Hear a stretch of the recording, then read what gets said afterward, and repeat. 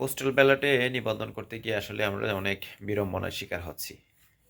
আদৌ কি পোস্টাল ব্যালটে কি নিবন্ধন করা যায়, ব্যালট নিবন্ধন করা যায়, সেই প্রক্রিয়াটা কি চালু হয়েছে? দেখেন সমকালের একটি রিপোর্টে কি বলে। পোস্টাল ব্যালট সিস্টেমটা আছে প্রবাসী বাংলাদেশি ভোটারদের জন্য, এটি একটি অচল সিস্টেম। যে কারণে আমরা গত দ্বাদশ জাতীয় সংসদ নির্বাচনেও দেখেছি একটি ভোটও এখানে কাস্ট হয় নাই বিদেশ থেকে। বাংলাদেশের ভিতর থেকে মাত্র 433টা পোস্টাল ব্যালট কাস্ট হয়েছে। আর বাংলাদেশের ভিতরেও আমরা যেটা বলেছি যে 4 ধরনের ভোটার এতে ভোট দিতে পারেন।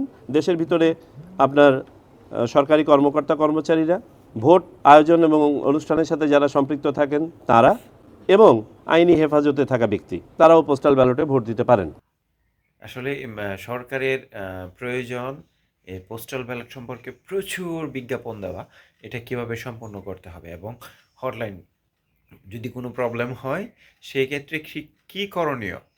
যারা ব্যালট নিবন্ধন করতে পারতেছে না, রেজিস্ট্রেশন করা যায় খুব ইজিলি, কিন্তু ব্যালট নিবন্ধন করা যাচ্ছে না। সরকারের দৃষ্টি আকর্ষণ করতেছে সবাই যেন এটা খুব সহজ প্রক্রিয়া সম্পন্ন করে। ধন্যবাদ সবাইকে।